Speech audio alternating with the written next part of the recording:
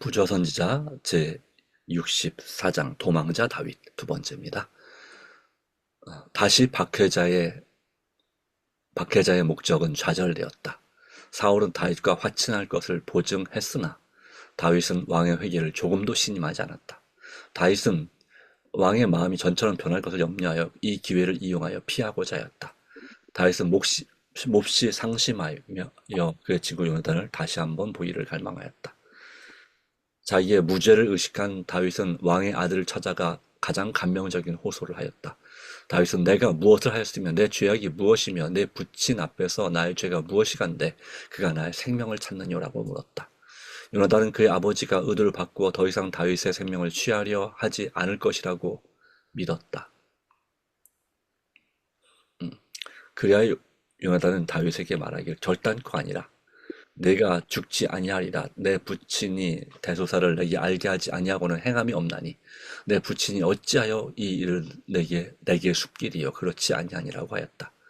하나님의 능력이 뚜렷이 나타난 후에는 요나단은 자기 아버지가 아직도 다윗을 해하려고 한다고 믿지 않았다. 왜냐하면 그렇게 하는 것은 하나님께 대한 반역을 나타내는 것이 때문이었다. 그러나 다윗은 믿지 않았다.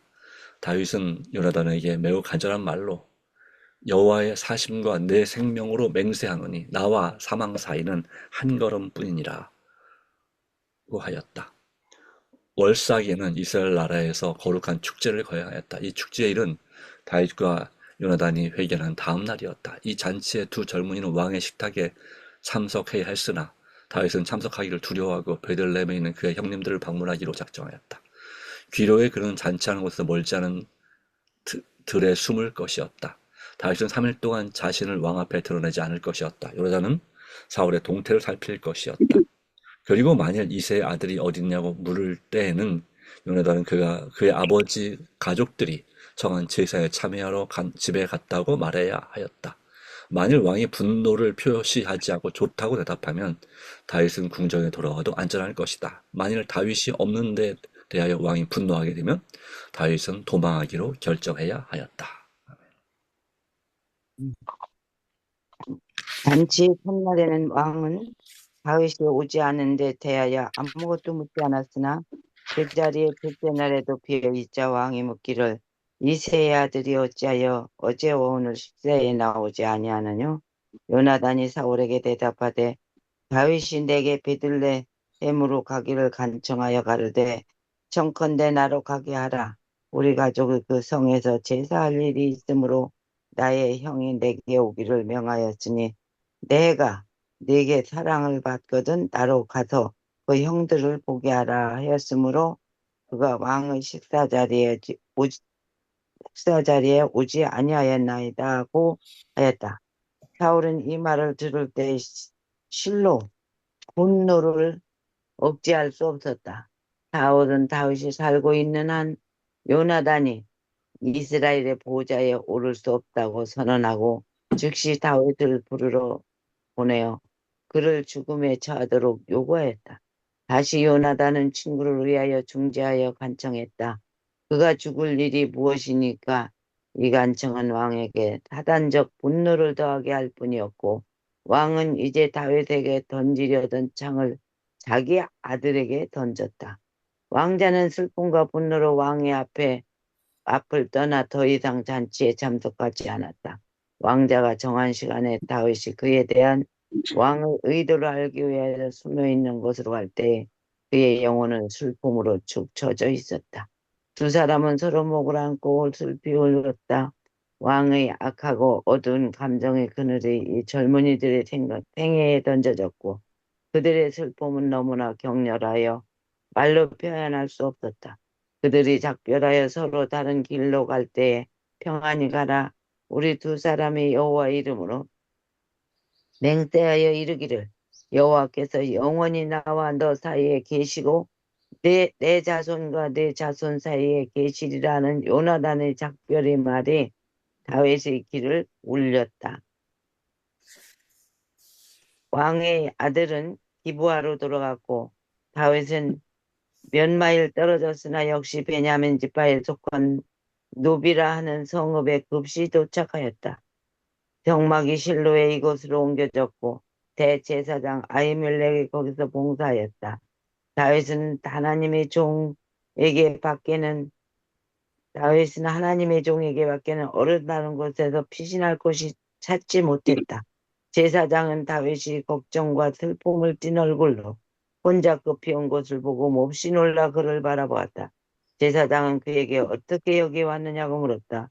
젊은 애는 발견되지 않을까 하는 끊임없는 두려움에 쌓여 극도의 궁지에 몰려 거짓말을 하였다.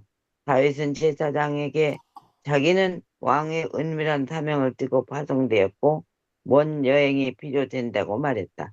여기서 다윗은 하나님께 대한 믿음의 부족을 나타내었고 그의 죄는 대제사장의 죽음을 초래하는 결과를 가져왔다. 만일 사실대로 분명하게 진술했더라면 아히멜렉은 그의 생명을 보존하기 위하여 최선을 최선할 처신할 방법을 알았을 것이다. 하나님께서는 가장 큰 위험 중에서라도 진실이 당신의 백성의 표가 되기를 요구하신다. 다윗은 제사장에게 떡 5덩이를 요구하였다. 하나님의 사람의 수종에는 거룩한 떡밖에 없으나 다윗은 계속 그 떡을 먹기에 꺼리끼는 일이 없음을 말하여 그의 배고픔을 만족시킬 떡을 얻었다. 네. 이제 새로운 위험이 나타났다. 히브리인의 신앙을 가졌노라고 공언하는 사울의 목자, 목자장 도액이 예배 장소에서 서원을 갚고 있었다. 다윗은 이 사람을 보고 급히 다른 피난처를 찾기로 결심하고 필요할 때에 자신을 방어할 어떤 무기를 얻고자 하였다. 다윗이 아히멜렉에게 칼을 요구했을 때에 그는 성막에 유물로 보관해둔 골리앗의 칼밖에 없다고 말하였다. 다윗은 그 같은 것도 또 없나니 내게 주소서라고 대답하였다. 전에 블레셋 사람의 전사를 죽이는 데 사용했던 칼을 잡을 때에 다시 다윗의 용기가 회복되었다. 다윗이 가드왕 아기스에게로 도망하였다. 이는 그가 사울의 영토보다 그의 백성의 원수들 가운데서 더 안전하다고 느꼈기 때문이었다. 그러나 다윗이 여러 해 전에 블레셋 전사를 죽인 사람이란 말이 아기스에게 보고되어 이스라엘의 원수에게 피신처를 구하던 다윗은 자신이 큰 위험 가운데 있음을 알았다. 그러나 그는 미친 것처럼 가장하여 그의 원수들을 속여 도망하였다. 다윗의 최초의 과오는 노베에서 하나님을 불신한 것이었고 두 번째의 잘못은 아기스 앞에서 행한 기만이었다. 다윗은 고상한 품성의 특성을 드러내었고 그의 도덕적 가치는 그로 하나님의 총애를 받게 하였었다. 그러나 그에게 시련이 이를 때에 그의 믿음은 흔들리고 인간적 약점을 나타내었다. 다윗은 모든 사람을 정탐꾼과 배반자로 봤다. 다윗은 대위기 때의 믿음의 확고한 안목으로 하나님을 바라보고 블레셋 거인을 정복하였었다. 그는 하나님을 믿고 하나님의 성호를 가지고 나아갔었다. 그러나 쫓기고 박해를 당할 때에 그는 곤란과 고통으로 인하여 하늘에 계신 아버지를 그의 안목으로 거의 볼 수 없었다. 그러나 이 경험은 다윗에게 지혜를 가르치는 데 도움이 되었으니 이는 이것이 그로 하여금 자신의 연약함과 끊임없이 하나님을 의지할 필요를 깨닫게 해주었다. 억압당하고 절망에 빠진 영혼들에게 오셔서 겁이 많은 자를 격려하시고 나약한 자를 강하게 하시며 시련당하는 여호와의 종들에게 용기와 도움을 나누어 주시는 하나님의 성령의 아름다운 가마는 얼마나 귀중한 것인가. 죄 많은 자를 온유하게 다루시고 우리가 어떤 큰 슬픔에 짓눌려 있을 때와 역경에서 당신의 인내와 친절을 나타내는 우리 하나님은 얼마나 고마우신 분인가. 아멘. 하나님의 자녀들 편의 모든 실패는 믿음의 부족 때문에 생긴다. 그들의 영혼을 애워쌀 때 빛과 지도가 필요할 때에 우리는 위를 쳐다봐야 한다. 어두운 저편에 빛이 있는 것이다. 다윗은 한순간이라도 하나님을 불신하지 말아야 했다. 그는 당연히 하나님을 신뢰해야 했다. 이는 그 여호와의 기름 부음을 받은 자였고 위험 중에서도 하나님의 천사들의 보호를 받았으며 정의로운 일을 하도록 하나님께 용기로 인정시켜 주신 자였기 때문이었다.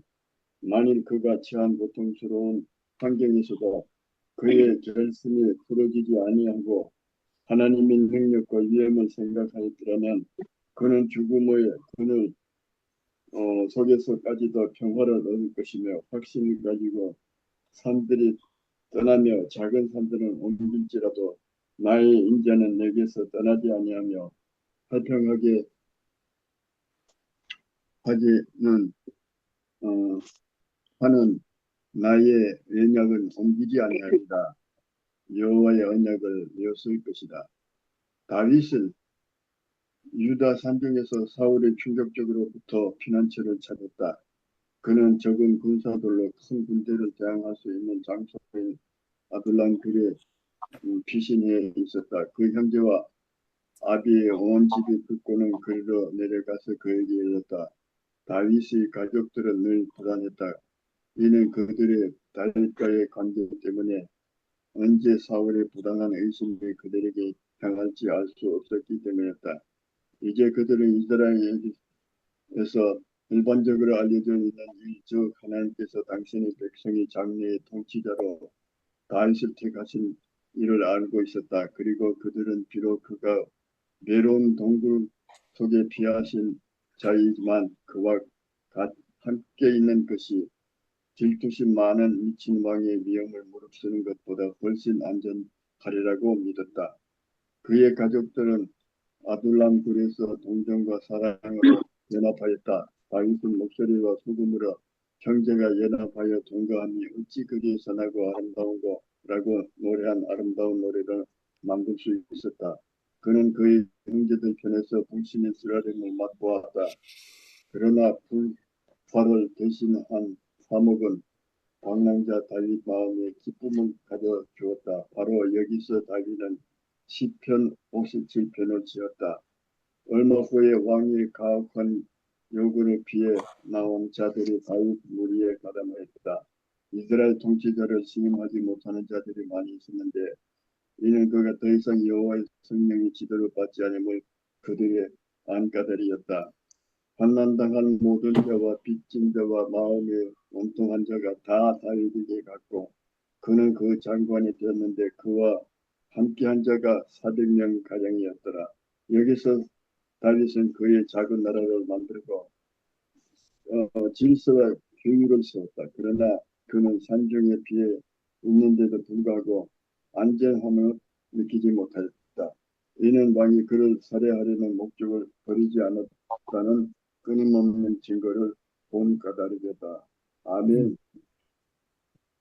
다윗은 그 부모를 위하여 모압 왕에게 피난처를 구하였으나 얼마 후에 위험에 대한 여호와의 선지자의 경고를 듣고 숨어 있던 곳에서 나와 헤레스풀로 도망하였다. 다윗이 겪은 경험은 불필요한 것이거나 아무 실속도 없는 것이 아니었다. 하나님께서는 그가 공의롭고 은혜로운 왕이 될 뿐 아니라 현명한 장수가 되기에 합당한 훈련의 과정을 그에게 주고 계셨다. 다윗은 피신자들의 무리와 더불어 사울이 그의 살인마적인 감정과 맹목적인 경솔로 전혀 감당할 수 없게 된 그 사업을 인사할 준비를 갖추고 있었다. 사람들이 하나님의 권고를 버리고는 공의롭고 신중하게 행할 수 있는 침착성과 지혜를 가질 수 없다. 하나님의 지혜로 인도함을 받지 아니하고 인간의 지혜를 따르는 것처럼 무섭고 절망적인 질병은 없다. 사울은 아둘람 굴에서 다윗을 함정에 빠뜨려 사로잡을 준비를 하고 있었다. 그러나 다윗이 이미 그 은시처를 떠나버린 것을 알고 왕은 매우 노하였다. 다윗의 도주는 사울에게 신비스러운 일이었다. 사울은 그의 진정에 반역자들이 있어서 그들이 이새의 아들에게 그의 접근과 계획을 알려준다고 믿을 수밖에 없었다. 사울은 그의 신하들에게 자기를 대적하는 음모를 꾸몄다고 단정하고 값진 선물과 명예로운 지위를 주겠다고 약속으로 그들을 메시하여 그의 백성 중에 다윗의 편이 된 자를 알리라 하였다. 에돔 사람 도액이 고발자로 변신하였다. 야심과 탐욕과 자기 죄를 증명한 제사장에 대한 증오로 마음이 동한 도액은 다윗이 아히멜렉을 방문한 일을 보고하고 그 문제를 하나님의 사람에 대하여 사울의 분노를 선동하는 그런 언사로 말하였다. 지옥을 불태우는 듯한 악의에 찬 혀에서 나온 말은 사울의 마음속에 최악의 감정을 분기시켰다. 미친 듯이 노한 사울은 제사장의 전 가족을 멸하라고 선언하였다. 그 무서운 명령은 진행되었다. 아히멜렉뿐 아니라 그의 아버지의 집의 가족들, 세마포 에봇 입은 85인 이 왕의 명령으로 살기 등등한 도에게 손에 살해되었다. 제사장들이 성읍 노베 남녀와 아이들과 젖먹는 자들의 소와 나귀와 양을 칼로 쳤더라. 이것이 바로 사울이 사탄의 지배하려 할 수 있는 일이었다. 하나님께서 아멜렉 사람의 죄악이 찼다고 말씀하시고 그에게 그들을 완전히 멸하라고 명하셨을 때 사울은 자기 자신이 하나님의 선고를 지팡하기에는 너무 인정이 많다고 생각하고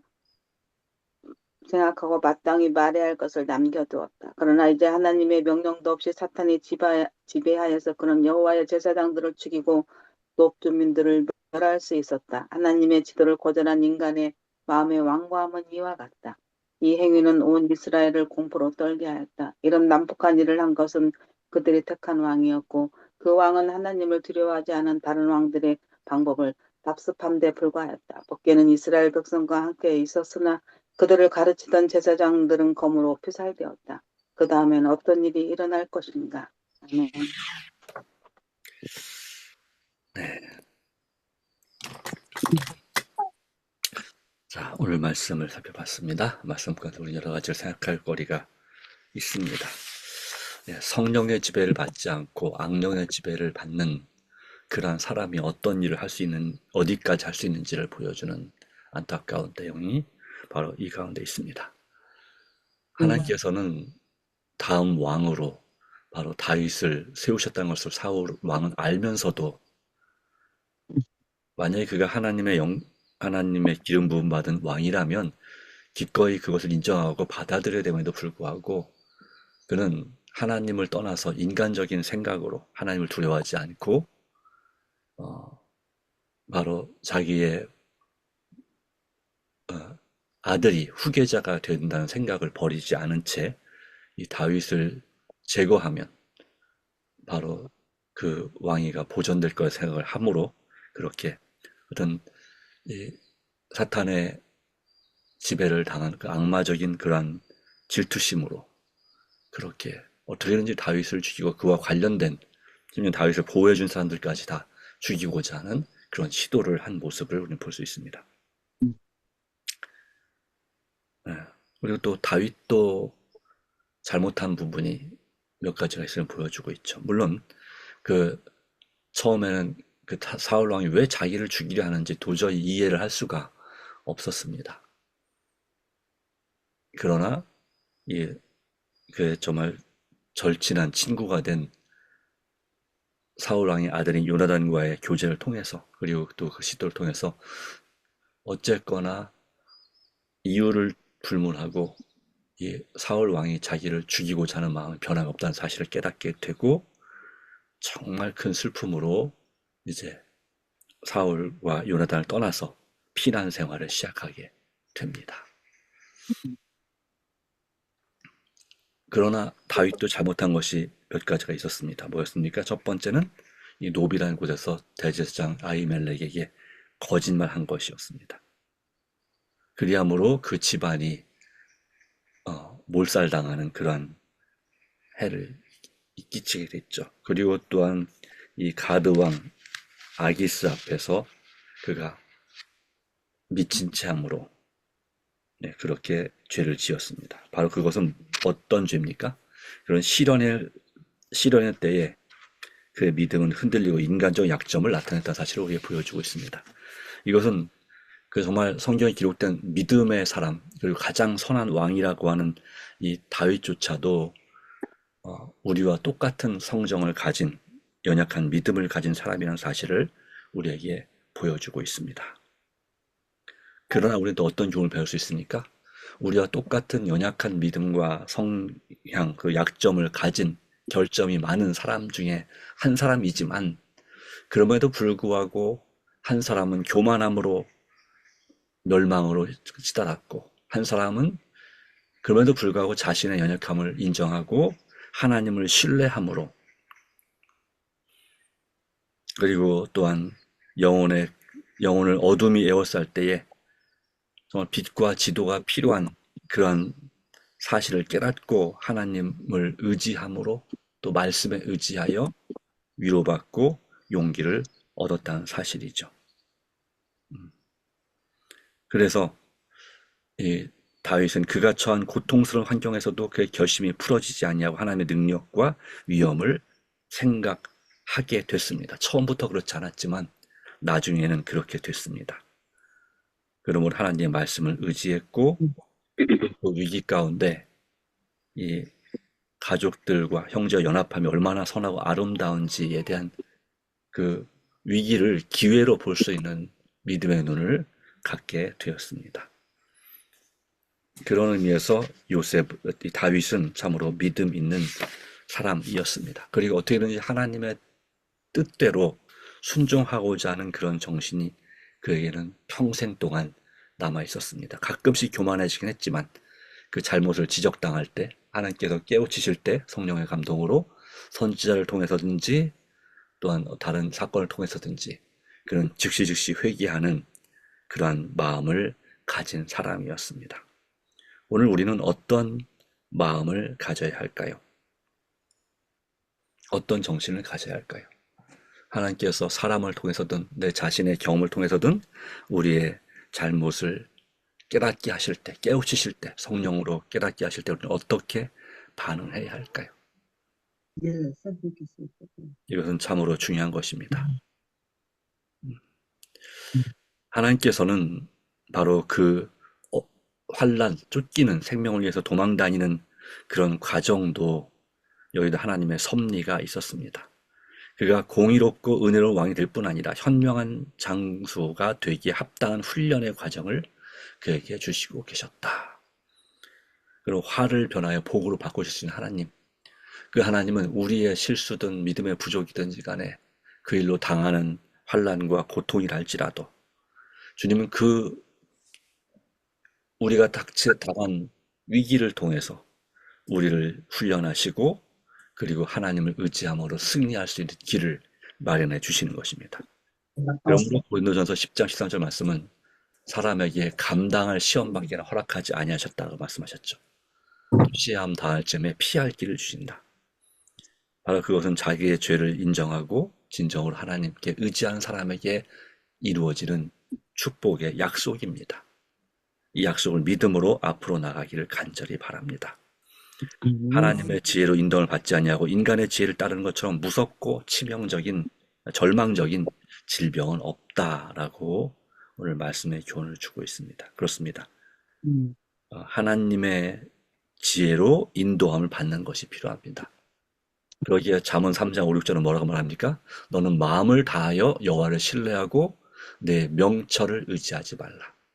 너는 범사의 그를 인정하라. 그리하면 내 길을 지도하신다. 이 말씀은 솔로몬을 통해서 주신 말씀이기도 하지만 그의 아버지였던 다윗이 이미 경험한 말씀이기도 한 것입니다. 그래서 다윗의 특징을 보면, 삶을 보면 정말 중요한 결단의 순간에 그는 늘 하나님께 여쭈어 보는 그런 습관을 가지고 있었습니다. 그리하여 그는 자신이나 인간의 지혜를 신뢰하는 대신에 하나님의 지혜와 인도하심을 늘 따르고자 했습니다. 그것이 다윗의 강점이었습니다. 오늘 우리는 선택의 순간에 어떠한